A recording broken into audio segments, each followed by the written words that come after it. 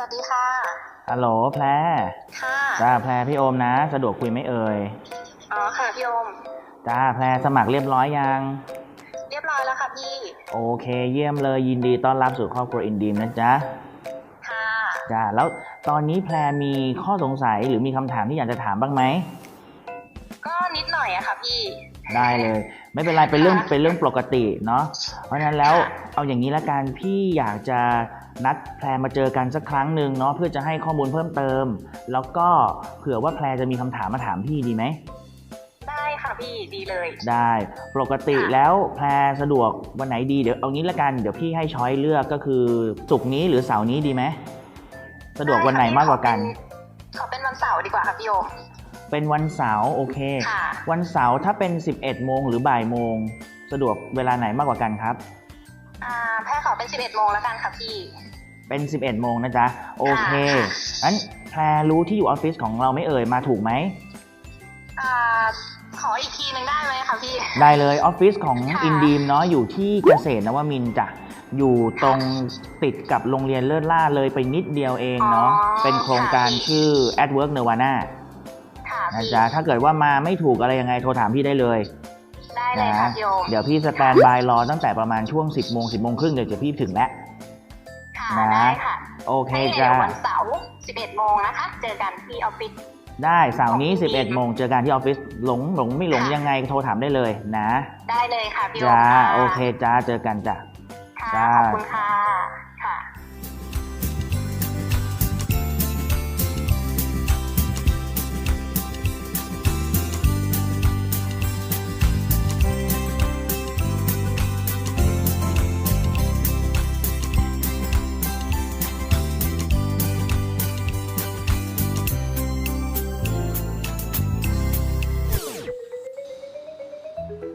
อ้าวแพรมาแล้วเป็นยังไงบ้างรถติดไหม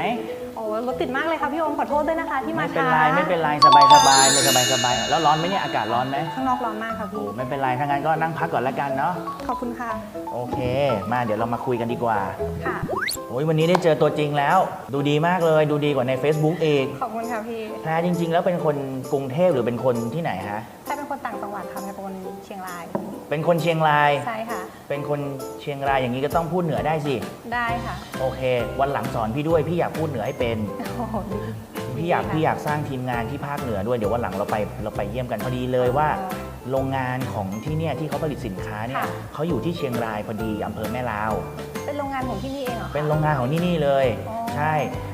ไหนๆก็ไหนๆเดี๋ยววันหลังเนี่ยเดี๋ยวเรานัดกันไปที่นู่นแล้วกันค่ะแล้วทำไมถึงเข้ามากรุงเทพอ่ะเข้ามาทำงานค่ะพี่เข้ามาทำงานใช่ค่ะเข้ามาทำงานกรุงเทพแพรเรียนจบที่ไหนมาแพรเรียนจบวุฒิการศึกษาต่ำมากเลยแต่ว่าต้องดูแลครอบครัวทั้งแม่แล้วก็ลูกค่ะก็เลยต้องมีลูกแล้วมีแล้วค่ะแสดงว่ามีแฟนแล้วใช่แซวเล่น มีลูกแล้วลูกกี่ขวบแล้วผู้ชายผู้หญิงผู้ชายค่ะตอนนี้โตแล้วค่ะโตแล้วใช่ค่ะลูกเรียนอยู่ชั้นไหนฮะตอนนี้ลูกอยู่ป .4 ค่ะป .4 กำลังแบบซนเลยดิใช่แล้วก็กำลังมีค่าใช้จ่ายเลยก็ว่าได้ค่ะมีค่าใช้จ่ายมีค่าอะไรบ้างพี่ก็มีลูกก็จะเป็นค่าเทอมก็ดูแลแม่แพรก็แก่แล้วเขาทำงานหนักไม่ได้ก็ต้องคอยส่งเสียเขาอย่างเงี้ยค่ะแล้วก็ทำงานที่เชียงรายคือมันไม่ได้ตอบโจทย์นะคะคือเงินเดือนมันไม่พอแต่ก็เลยต้องมาทำงานที่กรุงเทพแสดงว่าเราคิดว่าการมาทำงานที่กรุงเทพเนี่ยจะทำให้เราดูแลแม่แล้วก็ลูกแล้วก็ลูกก็อยู่เชียงรายเหมือนกันใช่ไหมใช่ค่ะไม่ได้อยู่ด้วยกันโอเคคิดถึงลูกไหมคิดถึงเนาะใช่ค่ะแล้วตอนนี้คือแม่ก็อยู่กับลูกแค่2คนหรือเปล่าใช่ค่ะเขาดูแลกันอยู่แค่2คนพี่ถามนิดนึงทำไมถึงตัดสินใจสมัครธุรกิจอินดีมเข้ามาเขาบอกว่ามันช่วยปลดหนี้ใช่แล้วการที่เราคิดว่าแบบชีวิตถ้ามันไม่มีหนี้มันก็คงจะดีกว่านี้ค่ะมันเป็นเรื่องปกติเอาง่ายๆนะพี่ว่าแบบคนในประเทศไทยอ่ะมีหนี้กันเยอะมากเลยบริษัทอินดีมเนี่ยก็เลยเกิดขึ้นมาเพื่อมีโปรเจกต์ปลดหนี้ซึ่งเหมาะกับแพรมากๆเลยนะถ้าที่พี่คุยกับแพรเมื่อกี้ใช่ไหมเพราะฉะนั้นแล้วก็คือว่าถ้าเกิดเรามีงานเสริมหรือว่ามีรายได้ที่เพียงพอที่จะดูแลที่บ้านเราก็เลยอยากจะกลับไปตรงนั้นใช่จริงๆคือก่อนหน้านี้แพรก็หางานเสริมมาค่อนข้างเยอะเพื่อที่อยากจะมีรายได้ให้มากกว่างานประจำที่ทำอยู่มันจะทำให้แบบชีวิตเราดีขึ้นแต่ว่ามันก็ไม่สำเร็จอะค่ะไม่เ เป็นไรแค่คิดส่วนตัวพี่นะพี่ว่าแค่คิดมาในทิศทางเนี้ยเราก็มีสิทธิ์ที่จะมีรายได้เพิ่มแล้วแค่คิดมันก็มีสิทธิ์ที่จะได้แล้ว ค่ะ บางคนคิดไม่ได้อย่างแพรนะเว้ยเพราะว่าบางคนเนี่ยเขาแค่ดูแลคือมีหนี้แล้วก็ดูแลครอบครัวไปวันๆหนึ่ง ค่ะ คนแค่เริ่มต้นจากความคิดแล้วเนี่ยแพรคิดไม่พอนะแพรคิดแล้วแพรเริ่มทำด้วย อย่างน้อยเริ่มทำธุรกิจอินดีม ค่ะ ถูกไหมเฮ้ยทั้งนั้นพี่ว่าแม่งเจ๋งมากๆเลยสุดยอดเลยนะแล้วก็ตอนเนี้ยตัวของแพรเองอ่ะมีรหัสเรียบร้อยแล้ว ใช่ค่ะใช่เพิ่ง ใช่ไหม สมัครไปเรียบร้อยเมื่อวันนั้น แล้วคิดว่าตอนนี้แพรอยากจะรู้อะไรต่อไหมมีคำถามมีข้อสงสัยอยากจะถามไหม คือตอนนั้นที่ฟังก็เหมือนจะเข้าใจนะคะแต่พอเหมือนแบบว่าไม่ได้ศึกษาค่ะ ก็เลยงงๆว่ามันจะต้องไปต่อยังไงไม่แน่ใจเหมือนกั เป็น นเรื่องปกติไม่ต้องตกใจ มันเป็นเรื่องใหม่ เพราะฉะนั้นเนี่ยต้องถือว่าธุรกิจอินดีมันเป็นเรื่องใหม่ของแพร ค่ะ การที่ว่าเข้ามาแล้วเราจะรู้เลยหมดทุกเรื่องเนี่ยพี่ว่าเป็นไปไม่ได้ถูกไหมครับ ค่ะ เพราะฉะนั้นแล้วส่วนตัวพี่นะรู้แบบระดับนี้เนี่ยถือว่าเจ๋งแล้วคิดที่อยากจะมีเป้าหมายอยากจะประสบความสำเร็จ หรืออยากจะมีรายได้เพื่อกลับไปดูแลที่บ้านหรืออะไรเงี้ยเป็นคนที่มีเป้าหมายชัดเจนพี่ว่าน่ารักมากดีมากเลย ขอบ เพราะฉะนั้น คุณค่ะ ตอนเนี้ยส่วนตัวแพรอาจจะมีข้อสงสัยไม่รู้จะเริ่มต้นยังไง ค่ะ พี่เอาอย่างนี้พี่เล่าให้ฟังแล้วกันว่าการเริ่มต้นเริ่มจากตรงไหนได้บ้างนะ ได้ค่ะ เรามีรหัสเรียบร้อยแล้ว ใช่ ใช่ไหม ค่ะใช่ พอเรามีรหัสทีนี้เนี่ยเดี๋ยวพี่จะสอนขั้นตอนแรกคือการที่ว่าเราใช้รหัสของเราเนี่ย อือฮึ ล็อกอินเข้าไปแล้วก็ใช้เครื่องมือที่อินดีมสร้างขึ้นมา ค่ะ ทำประโยชน์ยังไงได้บ้าง หรือเราสามารถดูข้อมูลอะไรเพิ่มเติมได้บ้าง ค่ะ นะ ได้เลยค่ะ เริ่มต้นเลยแพรเอาโทรศัพท์หนูขึ้นมาเลยจ้ะแล้วหนูก็ ค่ะ เข้าระบบนะเข้าไปที่เว็บไซต์ตัวนี้นะ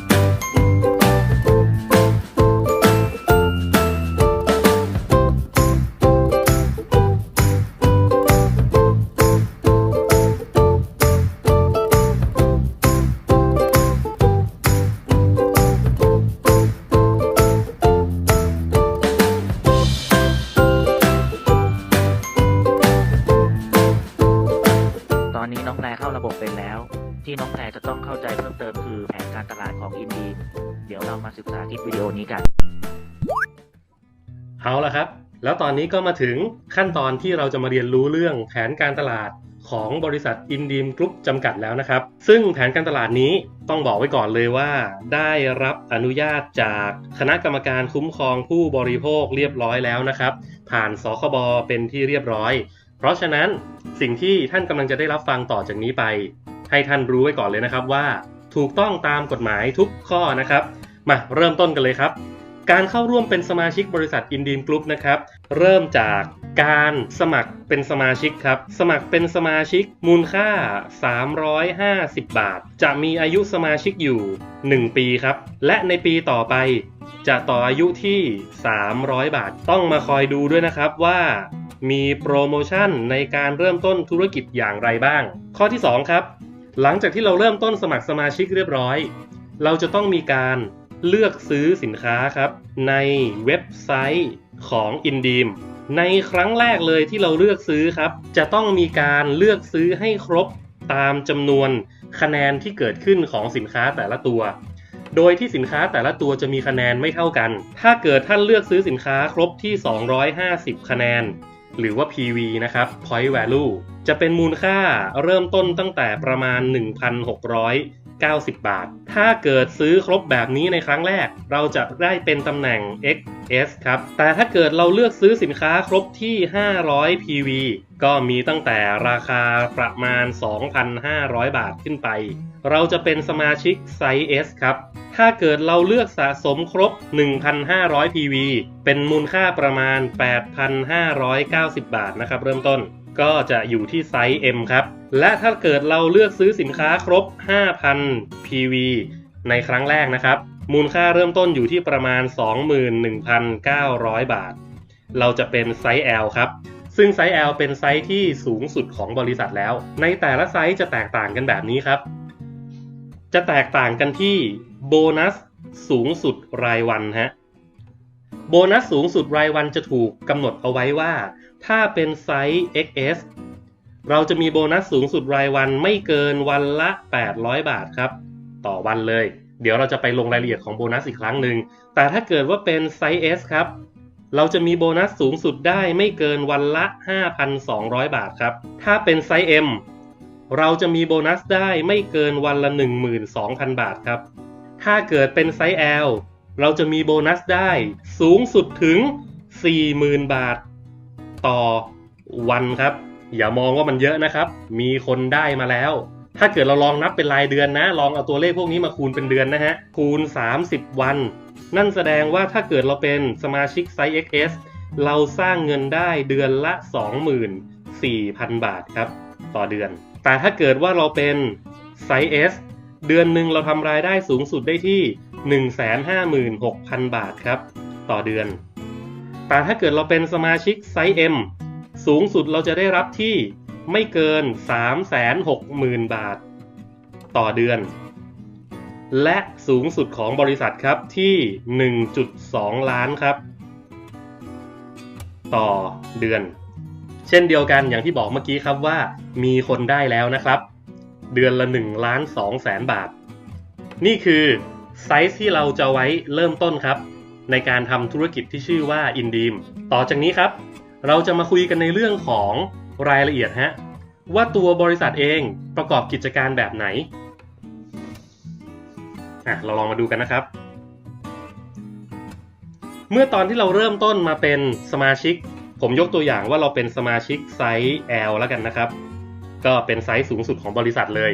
เราเป็นสมาชิกไซส์ L นั่นหมายความว่าตัวบริษัทเองฮะ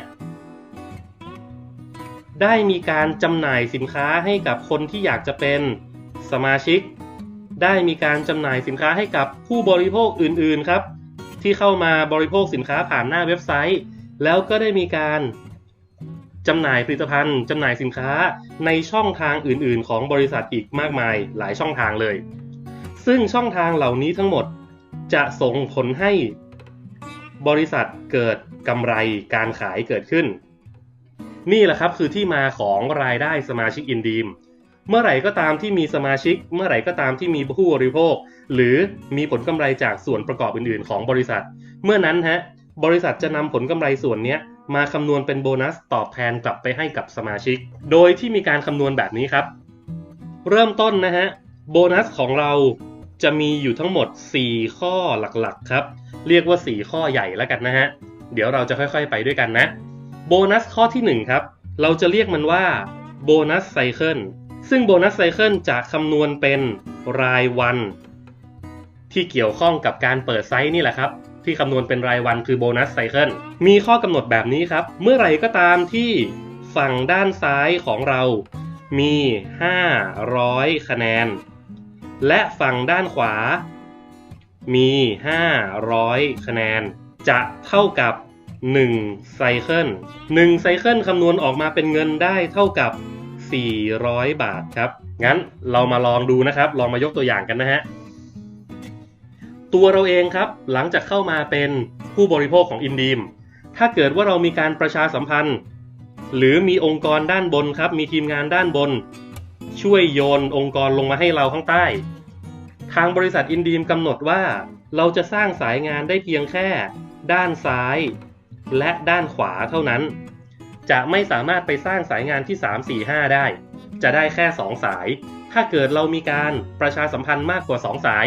เราต้องโยนคนลงมาไว้ข้างใต้2สายงานนี้เพื่อเป็นการช่วยดันคะแนนให้กับคนเหล่านี้ครับยกตัวอย่างฝั่งด้านนี้มี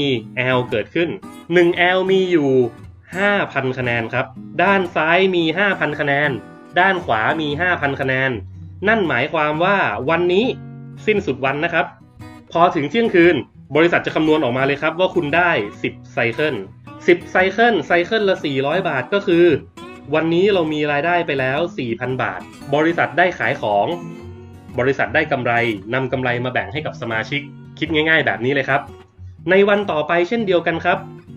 เมื่อมีองค์กรข้างล่างขยายงานต่างคนก็จะต่างได้รับผลประโยชน์ของตนเองแต่ตัวเราเองที่อยู่ด้านบนจะนับทีมงานข้างล่างนี้เป็นผลงานของเราด้วยยกตัวอย่างตรงนี้มี 5,000 คะแนนเกิดขึ้น 5,000 คะแนน 5,000 คะแนน 5,000 คะแนนตอนนี้ฝั่งซ้ายของเรามี 10,000 คะแนนครับฝั่งขวาของเรามี 10,000 คะแนนคำนวณผลประโยชน์ง่ายๆเลยครับว่าออกมาเท่ากับ20ไซเคิล20ไซเคิลเป็นเงิน 8,000 บาทและถ้าในวันต่อไปมีการขยายงานออกมาอีกไม่ว่าจะเป็นทางฝั่งไหนก็ตามนะครับครบไซเคิล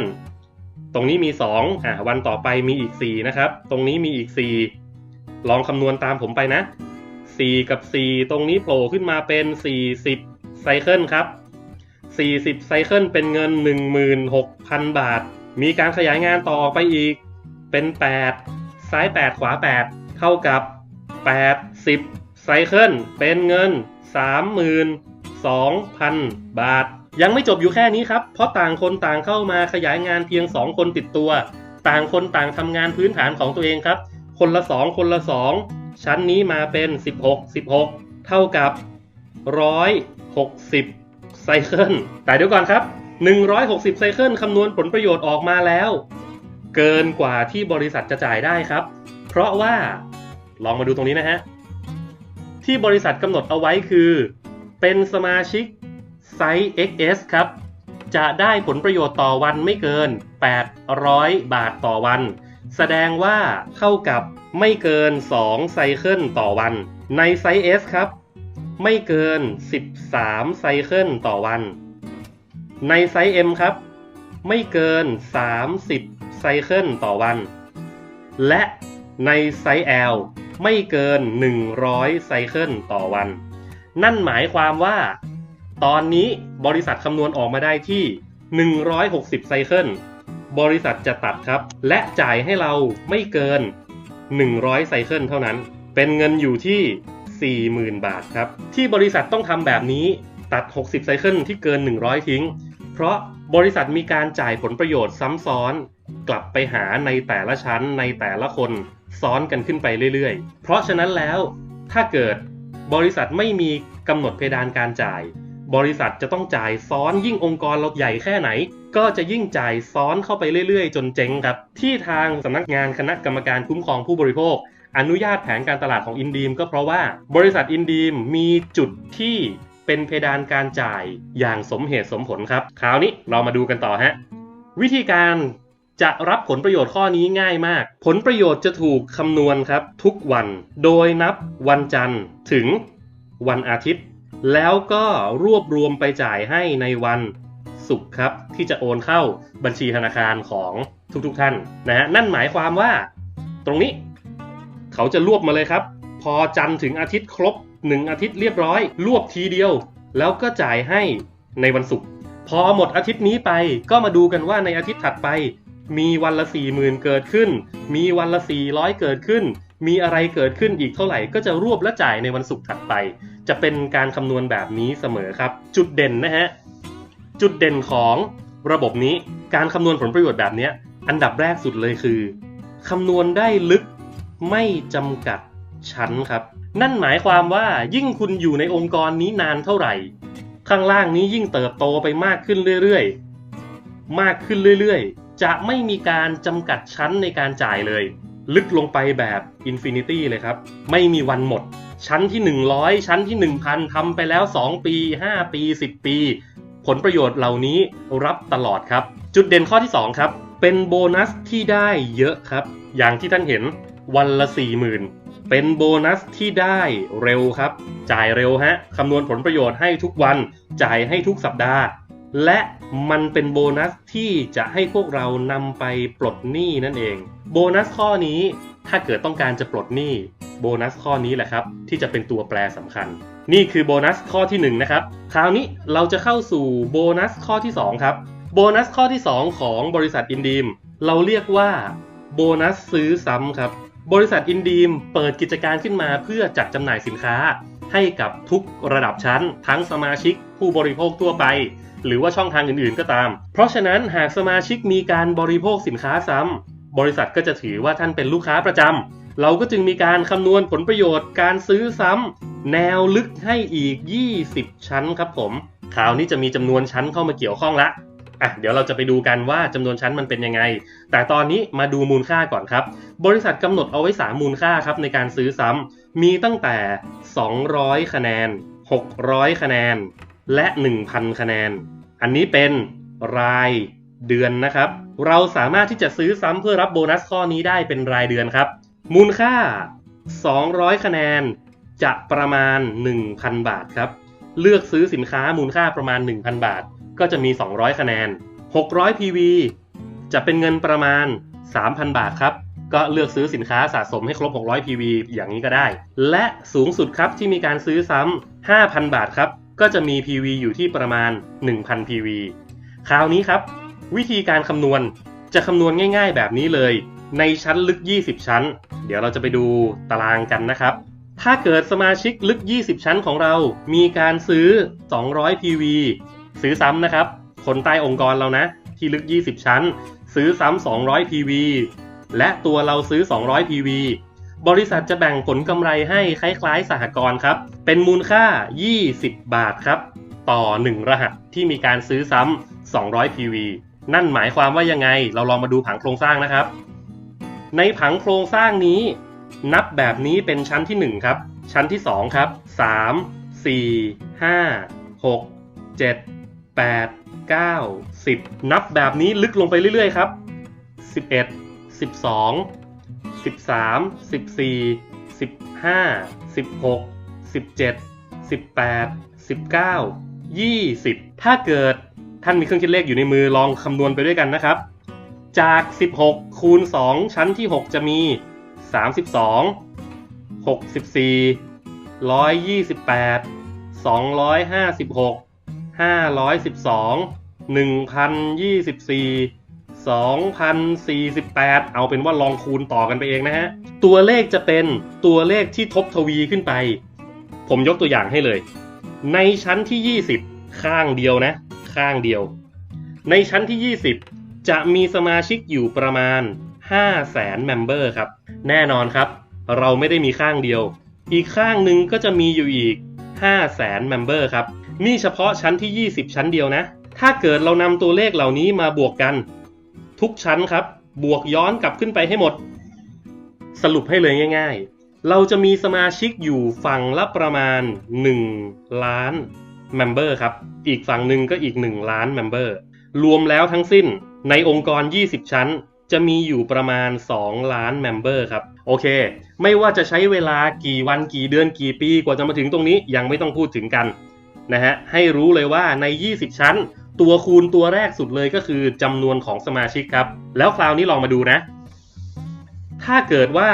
เรามี2ล้านเมมเบอร์ถึงวันที่เรามี2ล้านเมมเบอร์เราซื้อซ้ำที่200 PV เมมเบอร์ใต้องค์กรเราซื้อซ้ำ200 PV คูณเข้าไปครับเราจะได้รับ20 บาทต่อรหัสนั่นหมายความว่าตัวเลขตรงนี้ออกมาอยู่ที่40 ล้านบาทครับในเดือนนี้ตัวเลขนี้อาจจะดูเหมือนเวอร์นะฮะแต่ถ้าเกิดว่าถึงเท่านี้จริงมีคนซื้อแบบนี้จริงเราได้แบบนี้จริงครับที่40 ล้านบาทแต่เพื่อไม่ให้มันดูเวอร์เกินไปเราลองมาคิดถึงมีคนซื้อซ้ำทั้งองค์กร2 ล้านคนแค่ 10% ละครับใน2 ล้านคนเนี่ยเพียงแค่10% ของ40 ล้านจะเท่ากับ4 ล้านบาทนี่เป็นรายได้ต่อเดือนนะครับอันนี้เราตีต่ำแล้วนะมีคน2 ล้านคนที่เป็นลูกค้าประจำของอินดีมแค่ 10% ท่านก็มีรายได้สูงถึง4 ล้านบาทต่อเดือนแล้วครับลองไปคำนวณตัวเลขกันดูนะถ้าเกิดตรงนี้มีแค่100,000 คนล่ะถ้าเกิดตรงนี้มีแค่10,000 คนล่ะถ้าเกิดตรงนี้เป็น 20% ล่ะแต่ตัวเลขที่มันแปรผันชัดเจนเลยคือตรงนี้ครับถ้าเกิดว่าท่านสมาชิกซื้อสินค้าที่200 PV สมาชิกใต้องค์กรซื้อ200 PV บริษัทจ่ายให้20 บาทแต่ถ้าเกิดว่าตัวท่านไม่ได้ซื้อ200 PV ตัวท่านซื้อที่600 PV สมาชิกใต้องค์กรซื้อ200บริษัทจ่ายให้ท่านที่40 บาทต่อรหัสครับตัวแปรตรงนี้นะครับที่เปลี่ยนไปนะฮะเปลี่ยนที่การซื้อของเราคนเดียวคนทั้งองค์กรยังซื้อเท่าเดิมแต่บริษัทเพิ่มให้อีก1 เท่าตัวในทุกรหัสตัวแปรตรงนี้เปลี่ยนผลลัพธ์เปลี่ยนนะครับลองไปคำนวณดูนะแต่ถ้าเกิดเราซื้อที่ 1,000 PV ยังได้เท่าเดิมครับถ้าเกิดไปเจอ200ก็คืออยู่ที่40ครับแต่เมื่อไหร่ก็ตามครับที่คนในองค์กรเราไปเจอคนที่ซื้อ600 PV ดูดีๆนะถ้าเราซื้อ200เขาซื้อ600เราได้20เหมือนเดิมครับถ้าเขาซื้อ 1,000 PV เราซื้อ200เราก็ได้20เหมือนเดิมครับเพราะฉะนั้นครับสรุปง่ายๆ200 PV ไม่ว่าจะไปเจอกับอะไรได้20หมดแต่ถ้าเกิดเราซื้อที่600 PV ไปเจอ200เราได้40ครับแต่ถ้าไปเจอ600เราได้60ครับถ้าไปเจอ 1,000 เราได้60ครับแต่ถ้าเราซื้อที่ 1,000 PV ไปเจอ600เราได้100ครับไปเจอ 1,000 เราได้100ครับนั่นหมายความว่าถ้าการซื้อซ้ำของสมาชิกอินดีมเกิดขึ้นที่1,000 PV ทุกคนตัวแปรตรงนี้จะกลายเป็น100เลยนะครับที่เป็นตัวคูณความสำเร็จไม่ได้ยากเลยนะครับลองมาดูนะฮะเราลองมาดูจุดเด่นของการคำนวณตัวซื้อซ้ำครับจุดเด่นเขาบอกเอาไว้ชัดเจนครับว่าไม่จำกัดผู้แนะนำครับไม่จำกัดผู้แนะนำหมายถึงภายในองค์กรตรงนี้ของเราทั้งหมดไม่สนใจว่าใครแนะนำมาครับคนข้างบนโยนลงมาให้คนข้างล่างขยายงานต่อตัวเราเองโยนต่อมาข้างล่างไม่สนใจว่าใครเป็นผู้แนะนำไม่สนครับขอให้อยู่ใต้องค์กรเราใน20ชั้นถูกคำนวณเป็นของเราหมดยังไม่หมดครับจุดเด่นยังมีอีกไม่จำกัดข้างครับนั่นหมายความว่าไม่สนใจว่าสมาชิกใต้องค์กร20ชั้นจะมาจากฝั่งไหนข้างไหนยกตัวอย่างเช่นถ้าเกิดสมมติคุณเติบโตข้างเดียวฝั่งข้างนี้ไม่เกิดทั้งสายงานเลยมีอยู่เพียงแค่1 ล้านคนไม่ใช่2 ล้านเมมเบอร์ฝั่งด้านนี้ไม่เกิดเลยเป็น0โบนัส20ชั้นตรงนี้ก็ยังคงคำนวณให้เป็นปกติครับตามจำนวนคนที่ซื้อซ้ำในข้างเดียวของคุณเลยที่มันเรียกกันว่าโตข้างเดียวได้เงินครับยังมีข้อดีที่เรียกว่า roll up roll up หมายถึงถ้าหากว่าคนใต้องค์กรคนนี้เขามีซ้ายมีขวาเกิดขึ้นมีองค์กรเกิดขึ้นเยอะแยะมากมายแต่ตัวเขาเองไม่ซื้อซ้ำครับตัวเขาเองเป็น0 PV ในชั้นข้างล่างจะถูกยกขึ้นมาแทนที่ทันทีเรียกว่าเอาชั้นข้างล่างขึ้นมาแทนที่ชั้นที่ไม่ซื้อซ้ำเลยนั่นแสดงว่าไม่ว่าองค์กรเราจะลึกแค่ไหนก็ตามแต่หากว่ามีคนไม่ซื้อซ้ำเกิดขึ้นในองค์กรตรงไหนตรงนี้ไม่ซื้อซ้ำชั้นข้างใต้เขาถูกยกขึ้นมาเป็นชั้นถัดไปเลยนี่คือ roll up ครับยังไงก็เต็มชั้นยังไงก็เต็มแผงส่งผลให้โบนัสข้อนี้เกิดเรื่องที่บอกว่ามันจะได้โบนัสแบบยาวๆครับรับเงินกันแบบยาวๆเป็นโบนัสที่สร้างความมั่นคงครับที่เราเรียกกันว่า passive นั่นเองนี่คือโบนัสของ passive income อย่างแท้จริงครับเพียงมีองค์กรและภายใต้องค์กรลึก20ชั้นมีการซื้อซ้ำต่อให้เราไม่ได้โบนัสไซเคิลเลยแม้แต่บาทเดียวโบนัสข้อที่2นี้ก็สร้างความมั่นคงและความมั่งคั่งให้กับเราได้ตลอดไปเช่นกันมาถึงโบนัสข้อที่3ครับในส่วนของโบนัสข้อที่3เราจะเรียกมันว่าโบนัส all sale ครับหรือว่าโบนัสส่วนแบ่งยอดขายทั่วโลกโบนัสส่วนแบ่งยอดขายทั่วโลกจะแตกต่างจาก2โบนัสแรกครับ2โบนัสข้อแรกจะเกิดขึ้นจากการเติบโตของคนใต้องค์กรเรา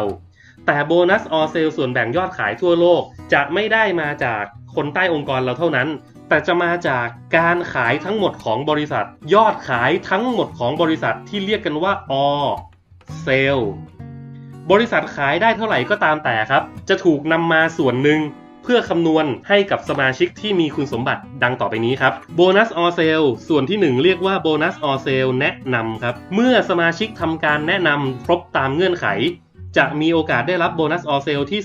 2% 5% ตามแต่ไซส์ที่เราเลือกไว้ตอนเริ่มต้นนะครับมี all sale อีกส่วนหนึ่งที่เรียกว่า all sale สุ่มการซื้อซ้ำจะถูกแบ่งออกมาอีก 3% ครับยังไม่พอฮะยังมี all sale เกี่ยวกับลุ้นเลขท้ายครับเราเรียกสั้นๆว่า all sale หวยละกัน all sale ลุ้นเลขท้ายสมาชิกครับถ้าตรงกับเลขท้าย3ตัวบนของรางวัลที่1ได้ส่วนแบ่งไปอีก 2.5% ครับลุ้นกันยาวๆลุ้นกันได้ทุกงวดครับและ all sale อันสุดท้ายครับเป็น all sale เกี่ยวกับตำแหน่งเกียรติยศจะมีถูกแบ่งออกมาอีก 3% ทุกท่านจะสังเกตได้ว่าที่นี่จะมี all sale เยอะมาก all sale ข้อที่1เนี่ยใช้การทำงานครับถึงจะได้รับ all sale ข้อที่2เนี่ยโชคดีครับโอ้ยฉันทำงานไม่เก่งแต่ฉันโชคดีก็เอาไปครับ all sale ข้อที่3ครับสักวันหนึ่งเลขรหัสสมาชิกของเราดันไปตรงฮะกับรางวัลที่1เข้าโชคดีครับได้ไปครับและ all sale ตำแหน่งครับเมื่อเราประสบความสำเร็จขึ้นสู่ตำแหน่งต่างๆอันเนี้ยคือเงินเดือนชัดๆเลยครับเพราะจะจ่ายให้เดือนละ1ครั้งเมื่อประสบความสำเร็จแล้วอย่างที่บอกฮะโบนัสข้อนี้ไม่ได้เกี่ยวข้องกับคนในองค์กรเราแต่เป็นภาพรวมยอดขายทั้งหมดของบริษัทนี่คือโบนัสข้อที่3ของเรานะฮะคราวนี้เรามาดูโบนัสข้อสุดท้ายครับผลประโยชน์ข้อสุดท้ายของ Indim Group นะฮะคือคะแนนท่องเที่ยวครับคะแนนท่องเที่ยวจะเริ่มสะสมให้ทันทีทุกครั้งที่มี1ไซเคิลเกิดขึ้น1ไซเคิลก็คือ400บาทนะครับนั่นแสดงว่าเมื่อไหร่ก็ตามที่เรามีรายได้400บาทเราจะได้เท่ากับ1คะแนนท่องเที่ยวเราจะสะสมเพื่อนำไปแลกทริปครับเป็นทริปท่องเที่ยวทั้งในและต่างประเทศได้ฟรีเฉพาะสมาชิก Indim เท่านั้นได้เที่ยวต่างประเทศฟรีซึ่งรายละเอียดทั้งหมดนะฮะเกี่ยวกับ all sale ก็ดีคะแนนท่องเที่ยวก็ดีโบนัสซื้อซ้ำหรือว่าโบนัสไซเคิลรวมถึงแพ็กเกจต่างๆก็ดีรายละเอียดทั้งหมดท่านสามารถติดต่อผู้แนะนำของท่านเพื่อจะรับทราบเงื่อนไขที่ยังมีข้อสงสัยอยู่ได้เพิ่มเติมสำหรับวันนี้หวังว่าคลิปนี้จะทำให้ท่านรู้จักธุรกิจ Indim ของเรามากขึ้นนะครับสวัสดีครับโอเคทีนี้สเต็ปต่อไปเดี๋ยวพี่อยากจะแนะนำข้อมูลเกี่ยวกับบริษัท Indim และก็ผู้บริหารให้กับแพรฟังเพิ่มเติมนะเดี๋ยวค่ะพี่โอมคือแพรสงสัยมากเลยแล้วแพรก็ยังไม่มั่นใจอะค่ะก็คือคุณก้องอะค่ะอายุน้อย100 ล้านเนี่ยเขาเป็นเจ้าของบริษัท Indim จริงๆเหรอคะพี่ชัวร์แน่นอน 100%พี่จะมีเครื่องมือให้แพรลองดูประมาณ2เครื่องมือนะครับหนังสือนะเห็นไหมพี่ก้องอยู่ข้างหน้าปกเลยยืนชูนิ้วน่ารักอยู่ข้างในก็จะเป็นข้อมูลว่าบริษัทเรามีพาร์ทเนอร์เป็นใครบ้างผู้บริหารเป็นใครนะครับแผนการตลาดต่างๆนานาความประสบความสำเร็จของบริษัทนี่มีอะไรบ้างเนาะโอเคทีนี้นี่คือเครื่องมือแรกเครื่องมือที่2เนี่ยโลกมันก็ไปทางทิศทางออนไลน์กันเยอะแยะเพราะฉะนั้นพี่ก็จะมีคลิปหนึ่งให้ดูคลิปนี้อยากจะให้ดูดีๆตั้งใจดีๆเพราะว่ามันจะตอบโจทย์ในสิ่งที่แพรสงสัยมาเนี่ยได้เยอะมากๆเลยและที่สำคัญคลิปนี้อยากจะให้แพรเก็บไว้โหลดเก็บไว้เลยนะจ๊ะเพราะว่าต่อไปคลิปนี้จะสามารถทำรายได้ให้กับแพรได้เยอะมากๆเลยคลิปนี้บอกเรื่องของบริษัท Indim เกิดขึ้นมาได้ยังไงวัตถุประสงค์คืออะไรโดยที่คนพูดจะเป็นผู้บริหารทั้งหมด5คนคนแรกก็คือพี่ก้องอายุน้อย100 ล้านนี่แหละนะท่านที่2ก็คือเป็นพี่ตรงเป็นเพื่อนของพี่ก้องที่มีความสามารถเฉพาะทางอีกด้านหนึ่งคนที่3คือพี่โจ้ที่เป็นที่ปรึกษาของบริษัทมหาชนเยอะแยะมากมายคนที่4ก็คือคุณโอมที่เขาจะมีประสบการณ์ด้านธุรกิจเครือข่ายมาหลายปีมากๆคนที่5ก็คือเป็นคุณแนนนี่ซึ่งเป็นดาราด้วยนะแล้วก็เป็นคนที่มีประสบการณ์ในเรื่องของการเทรนนิ่งการพัฒนาคนอย่างเงี้ยหมายถึงว่าเขาจะเข้ามาช่วยพัฒนาตัวของแพรหรือวางระบบทำให้ทีมของแพรเติบโตยังไงได้บ้างคลิปนี้บอกเลยว่าเขาจะบอกความในใจว่า Indim เกิดขึ้นมาได้ยังไงวัตถุประสงค์คืออะไรเป้าหมายของพวกเขาทั้ง5คนเนี่ยเขาจะเดินมาในทิศทางแบบไหนสั้นๆแต่ว่าเราจะรู้เลยว่าผู้บริหารคิดอะไรอยู่แล้วตั้งใจที่จะช่วยพวกเราจริงๆหรือเปล่าเรามาดูคลิปนี้ด้วยกันเดี๋ยวพี่เปิดให้ดูเลยคุณ ก้อง อัธรัตน์นิติพล ประธานกรรมการบริษัทอินดีมกรุ๊ปจำกัด และเป็นเจ้าของรายการอายุน้อยร้อยล้าน และรายการโทรทัศน์ชื่อดังอื่นๆ ในบริษัท Mushroom TV เป็นผู้เชี่ยวชาญด้านสื่อชั้นนำของประเทศไทย คุณโจ้สมภพปั้นศรีผู้บริหารเทคโนโลยีสารสนเทศบริษัทอินดีมกรุ๊ปจำกัด ผู้เป็นที่ปรึกษาให้กับบริษัทและแบรนด์ยักษ์ใหญ่ทั่วไทย โดยเป็นผู้ที่อยู่เบื้องหลังในการดีลและนำพาร์ทเนอร์ระดับประเทศเข้ามาอยู่ในองค์กรของอินดีมคุณตรงหม่อมหลวงพยศกัลยาณวงศ์ประธานเจ้าหน้าที่บริหารบริษัทอินดีมกรุ๊ปจำกัด ผู้เชี่ยวชาญและบริหารทางด้านการเงินของบริษัท และนี่คือบุคคลที่อยู่เบื้องหลังระบบการเงินต่างๆ ที่มีชื่อเสียงและหลากหลายบริษัทในประเทศไทย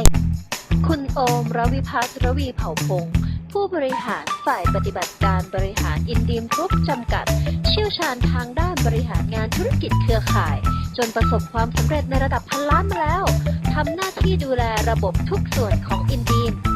คุณแนนนี่พัทรนันท์ดีรัศมีที่ปรึกษาและผู้ฝึกสอนงานบริษัทอินดีมกรุ๊ปจำกัด อดีตนักร้องและนักแสดงระดับแนวหน้าของเมืองไทย มาพร้อมกับประสบการณ์และความรู้ด้านทักษะงาน เพื่อช่วยยกระดับทุกส่วนในการทำงานขององค์กรเรา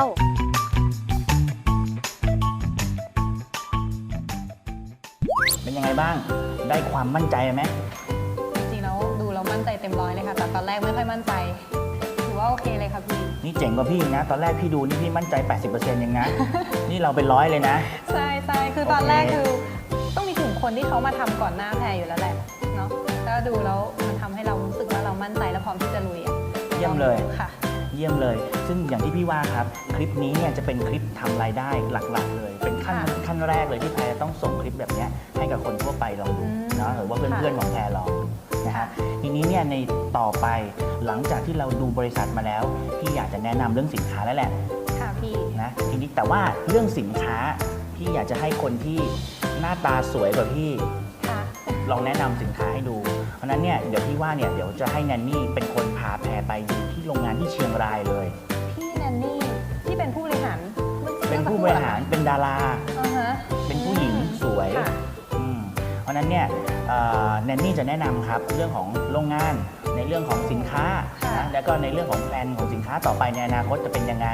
เนาะ ค่ะ อัน พี่ เพื่อความมั่นใจทางด้านสินค้าของเรา ในเรื่องบริษัทเรารู้สึกว่าเราโอเคแล้วมั่นใจ 100%พี่ก้องเป็นผู้บริหารจริง ค่ะ ๆ สินค้าก็ต้องเดินคู่ไปกับบริษัท ใช่ นะฮะเพราะฉะนั้นสินค้ามันก็ต้องเป็นสินค้าที่ดีมีคุณภาพ อืม นะแล้วเราก็สามารถที่จะต่อยอดสินค้าไปในทิศทาง